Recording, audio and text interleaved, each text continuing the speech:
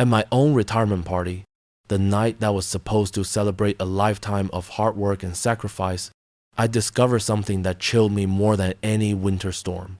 My own son-in-law tried to poison me. Yes, you heard that right.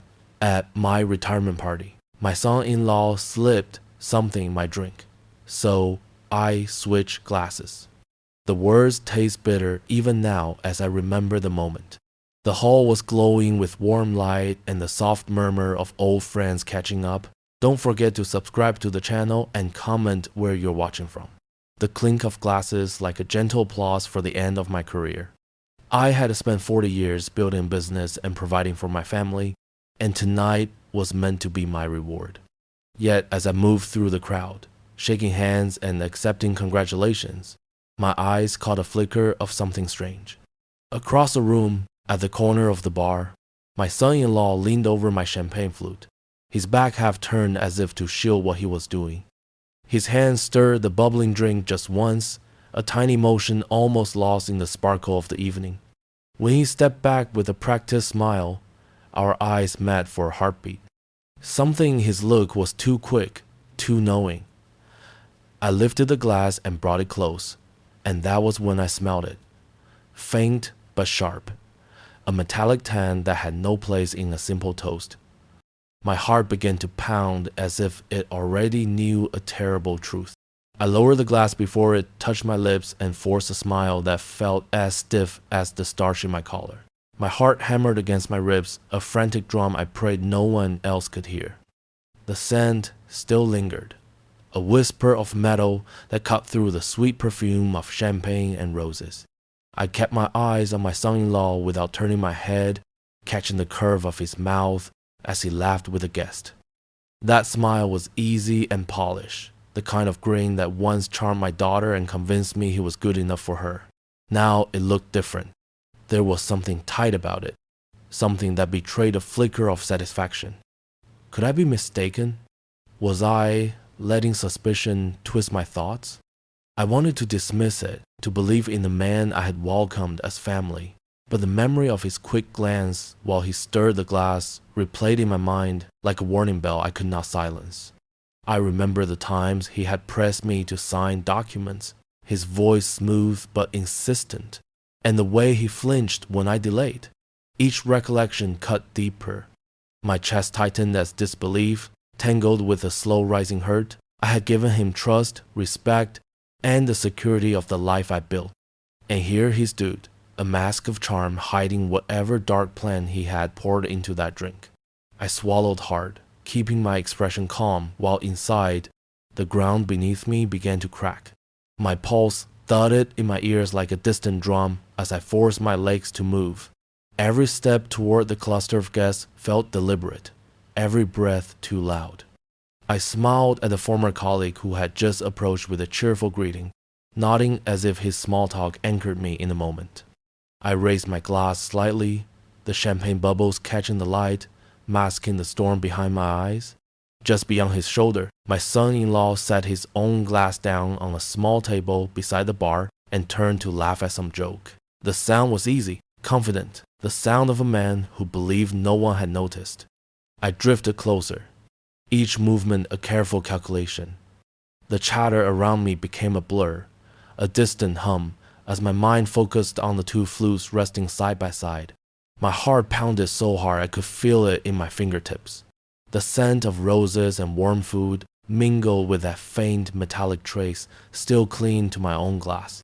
I reached out as though absent-mindedly adjusting my cuff and placed my glass down next to his. With a smooth motion, I lifted the other flute, its surface slick with condensation, and brought it casually to my side. No one so much as paused. The conversation carried on, laughter bubbling like the champagne itself. I offered a polite chuckle to my companion, though inside I burned with a cold resolve. Whatever he had planned, I had quietly turned it back on him. The clink of silverware against glass rang out and the room gradually hushed, a ripple of anticipation moving through the crowd. Someone called for a toast, and my daughter's voice rose above the quiet, warm and proud, as she invited everyone to lift their glasses in honor of my years of work and sacrifice. I forced a smile, the weight of the stolen glass cold and slick in my grasp. Across the circle of family and friends, my son-in-law raised his own flute high, his eyes shining with an affection that now looked like a mask. He spoke a few words, honeyed and polished, about the example I had set and the future of our family. His voice carried easily over the gentle hush, but to me each syllable sounded hollow, an echo of betrayal. When the final word left his lips, he tipped the flute back and drank deeply. I watched the pale gold liquid slide past his lips, the bubbles clinging to the rim before disappearing. My heart slammed against my chest, every beat a thunderclap. What he intended for me was now coursing into his own body, a silent reversal he could never have anticipated. The room erupted in applause, glasses chiming together in celebration, but their cheers sounded distant, muffled by the roar of my thoughts. I searched his face for the smallest sign, a twitch, a flicker of surprise. He only smiled, lowering the empty glass with practiced ease, unaware that the danger he had poured now belonged to him alone.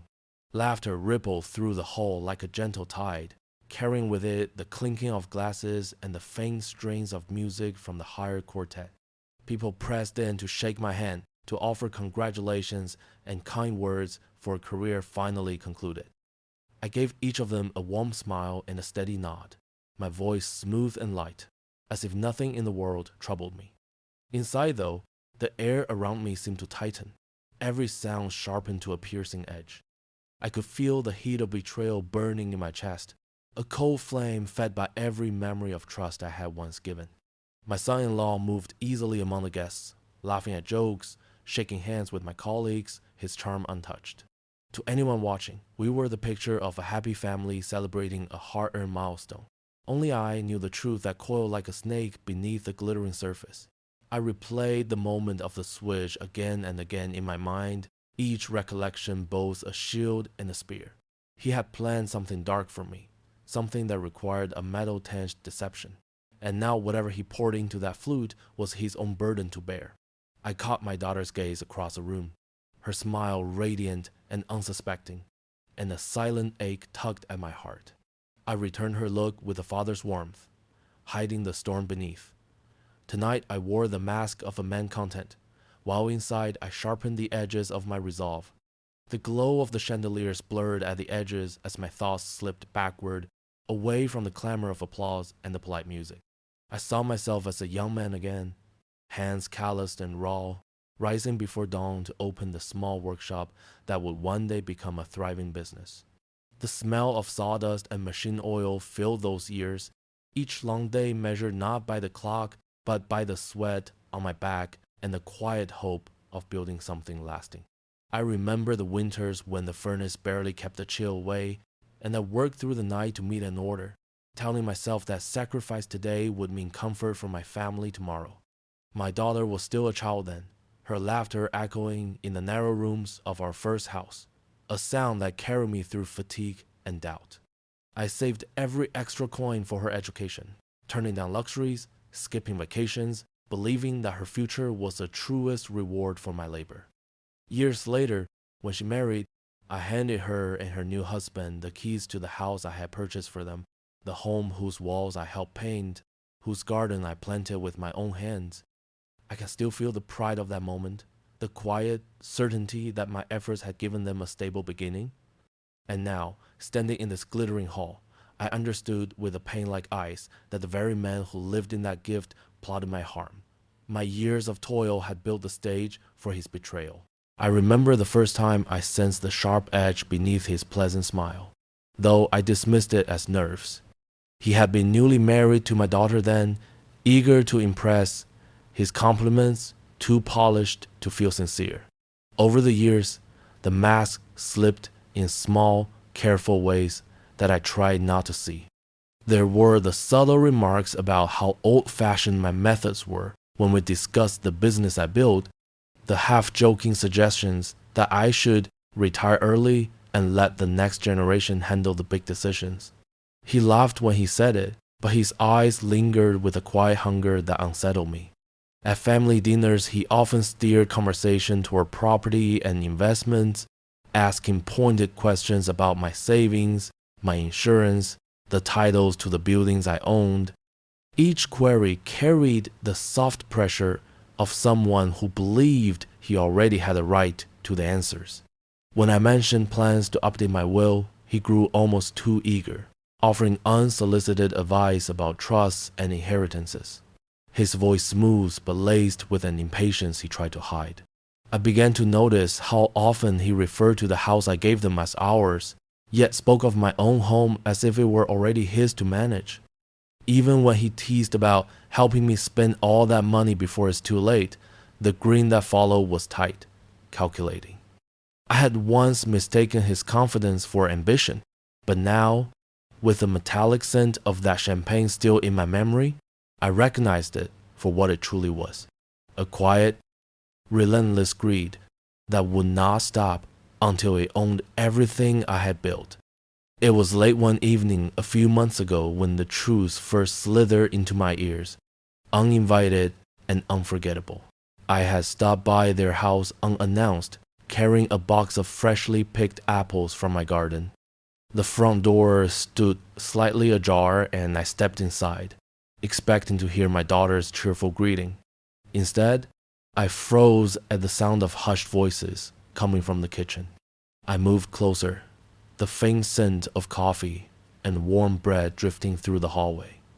And then, his voice cut through the quiet like a blade. "We need to take over the old man's assets sooner rather than later," he whispered, each word dripping with the kind of arrogance that only comes from someone convinced of his own cleverness. My daughter murmured something I couldn't quite catch, a sound of hesitation perhaps, but he continued, unrelenting. "He won't be around forever.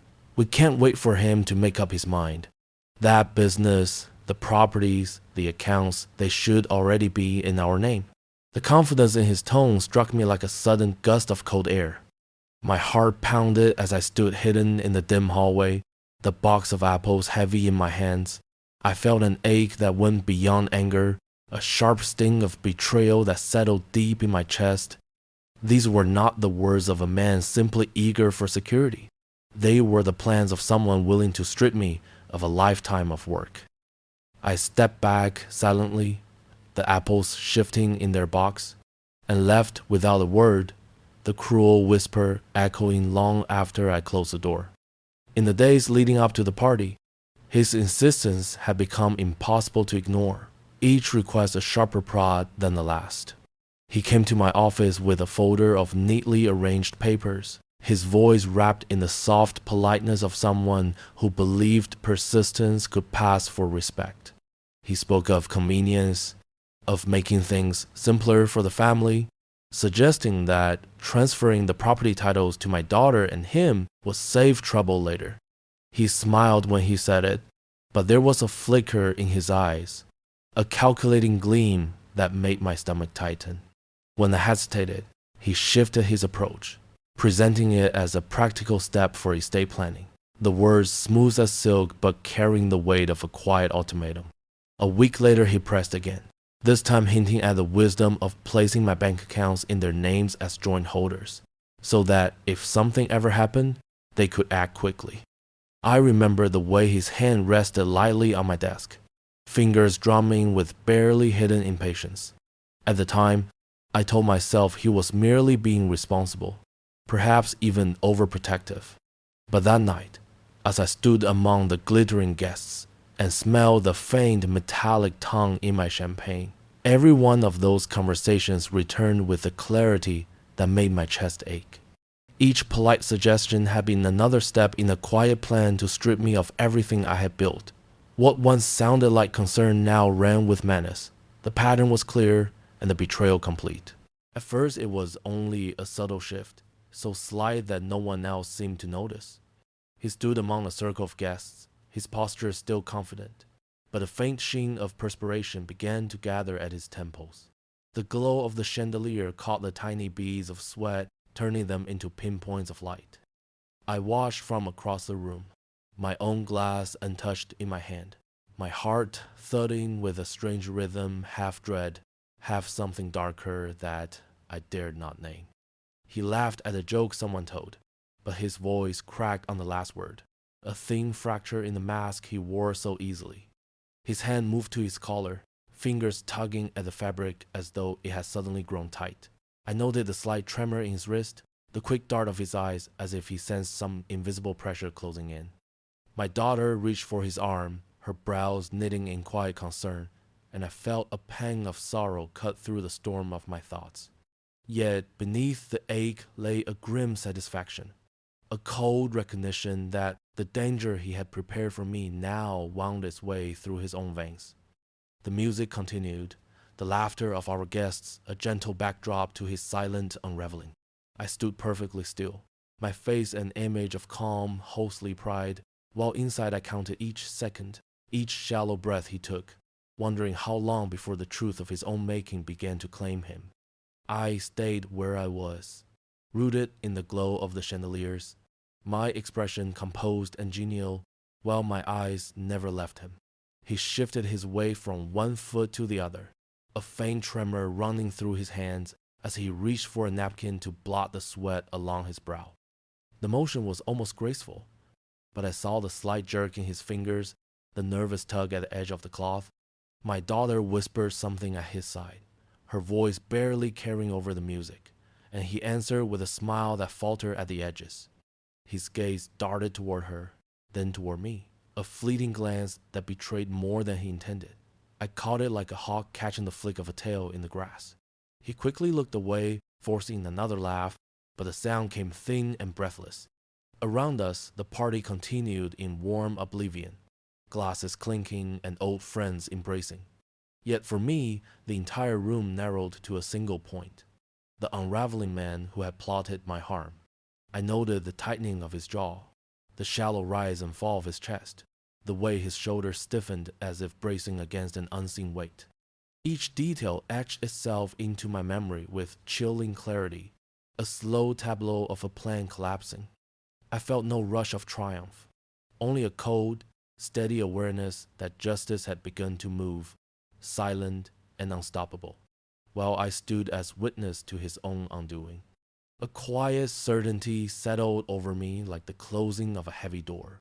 This was no misunderstanding, no harmless prank or misguided gesture.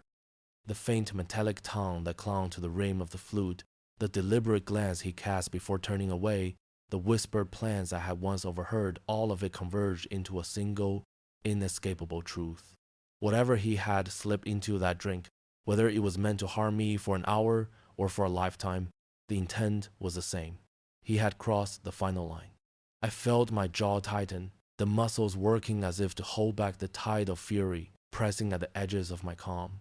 For years I had given, forgiven, and explained away the small betrayals that should have warned me. But tonight, every slight, every veiled demand for my property and my trust had found its dreadful conclusion. My pulse slowed, not from fear but from a rising clarity. Justice could not be left to chance or to the chaos of his own undoing. It had to be precise, undeniable, the kind of reckoning that left no room for doubt. I thought of the documents already signed and the evidence quietly gathered, each step a safeguard I had put in place long before this night, without fully understanding why. Perhaps some part of me had always known. I drew a slow breath, letting the noise of the party fade into a distant murmur. My resolve hardened like steel. Tonight his plan had turned against him, and soon he would face the full measure of what he intended for me. Weeks before the party, an uneasy instinct had already begun to gnaw at me, a quiet warning that something beneath my son-in-law's charm was dangerously off balance. One rainy afternoon, I found myself sitting in the dim back office of an old friend, a lawyer whose counsel I trusted as much as I trusted my own judgment. The scent of damp wool and freshly brewed coffee hung in the air as I explained, in careful words, the unease I could no longer ignore. He listened without interruption, his sharp eyes narrowing slightly when I recounted the whispered plans I had overheard, the persistent demands to place my property and accounts in their names. When I finished, he leaned forward and tapped a finger on the desk, suggesting we bring in a private investigator he often worked with. That evening, under the cover of drizzle and fading light, I met a man whose quiet confidence carried the weight of long experience. His questions were precise, his notepad filling with names, dates, and small details I had nearly forgotten. Over the following weeks, he uncovered what I had feared: a hidden web of debts in my son-in-law's name, secret accounts bleeding from reckless investments, and a trail of small frauds carefully concealed behind his professional facade. Each report tightened the knot in my chest, yet also steeled me.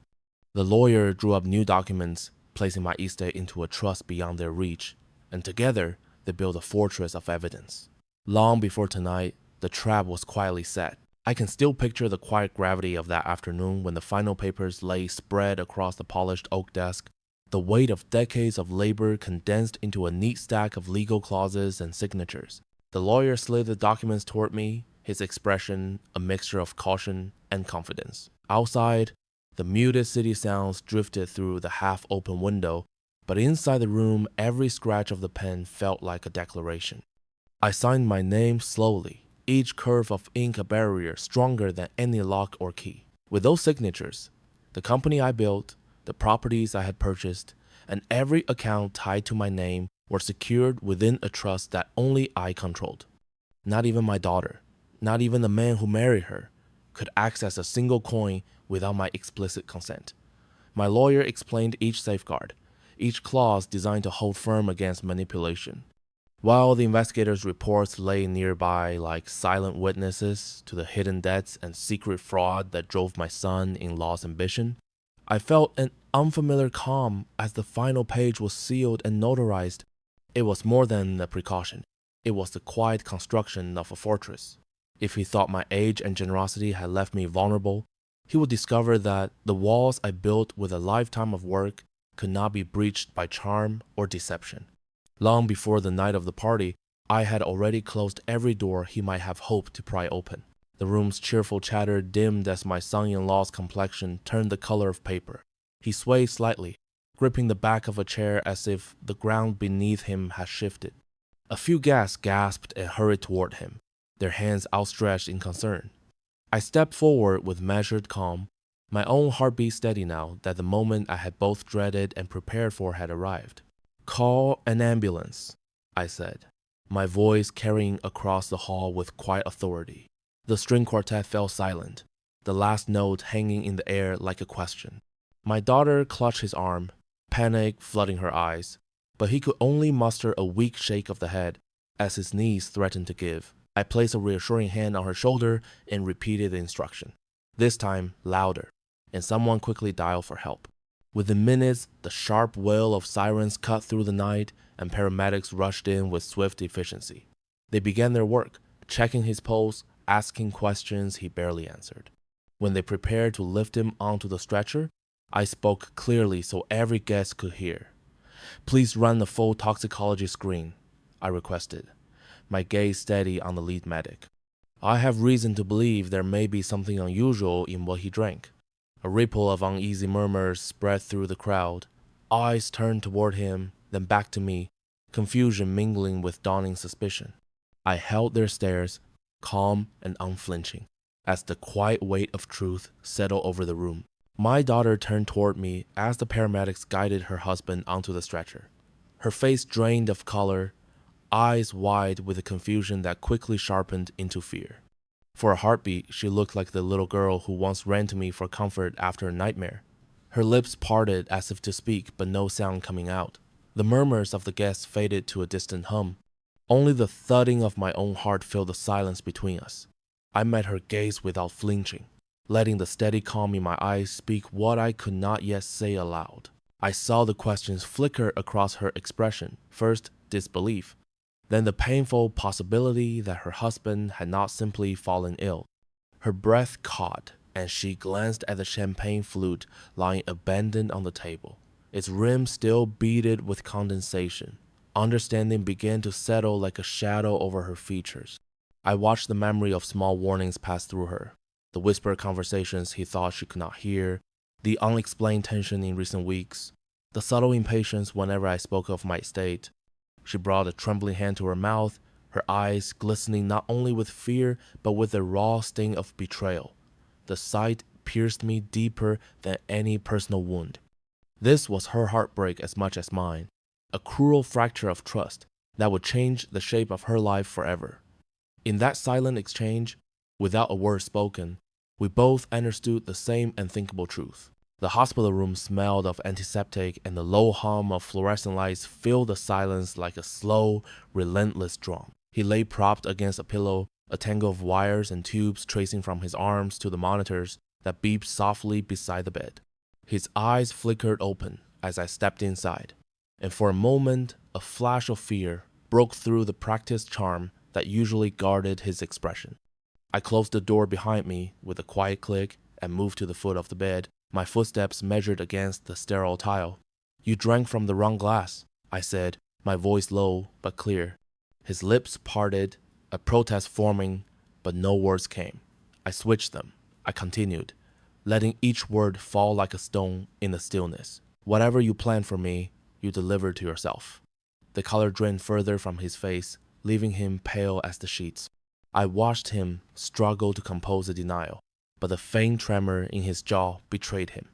I stepped closer. "Every bank account you try to circle is out of your reach," I said, my tone steady, almost gentle. "The trust is sealed. The investigators have every piece of evidence, your debts, your fraud, and now your attempt at poisoning." His breath quickened, the monitor beside him spiking in rhythm.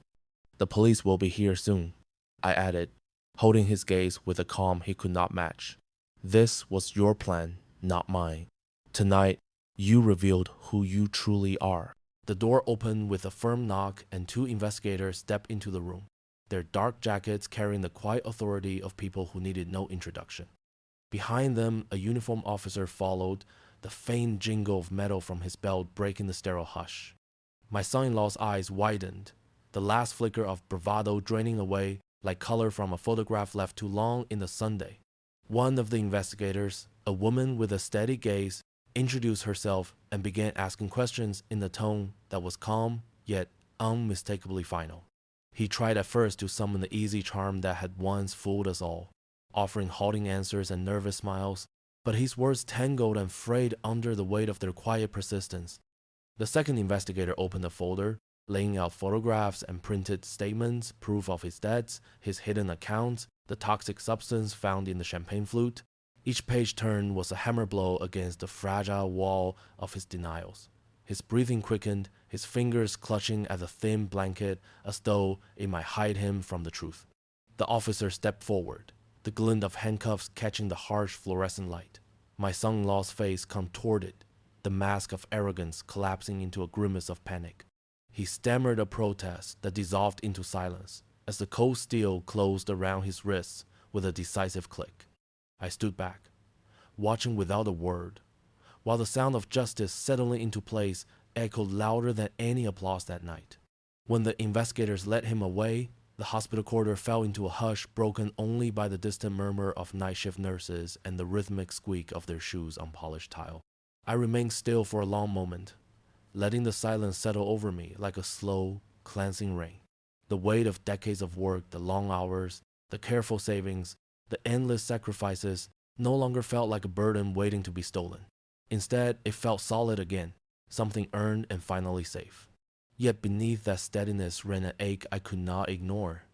Betrayal leaves a scar even when justice prevails. I thought of my daughter, the shock in her eyes when the truth began to surface. Protecting her now meant more than safeguarding my fortune. It meant shielding her from the quiet manipulations that had once coiled around her life. The trust documents lay locked in my lawyer's office, every clause a safeguard against future harm, and my daughter's name was protected inside them in a way her husband could never touch. I knew she would need time to grieve the life she believed she had, but I would stand beside her as I always had. A solemn triumph settled in my chest. Not the fiery satisfaction of vengeance, but a deeper, steadier peace. The man who plotted to take everything from me had undone himself, and in the end my life's work remained where it belonged, intact, unshaken, and beyond his reach. Years of my life were built on quiet sacrifice, brick by brick, each long night and early morning, a silent promise that my family would stand on a foundation stronger than any storm. For decades, I believed that devotion alone would keep us safe. that generosity would bind us together. Tonight proved how fragile those beliefs can be. In a single evening, betrayal tried to sweep away the labor of a lifetime, to turn my trust into a weapon against me. Yet it was that very lifetime of discipline that saved me. The habits of caution, the instinct to prepare for what others might overlook, those were the shields I did not even realize I had been forging. Long before my son-in-law stirred poison into a crystal flute, I had already built walls of paper and law that no charm or deception could breach. I switched the glasses, yes, but that was only the final turn of a plan I did not know I had already set in motion. Now the hall is empty and the applause has faded, but the silence that lingers is not hollow. It carries the weight of justice, steady and complete. I stand at the window of my home, the first light of dawn brushing the horizon, and breathe in the stillness. The man who sought to steal everything has been undone by his own design. My life's work remains my own, and the peace that settles over me now is the purest victory I will ever know. Your time means a lot.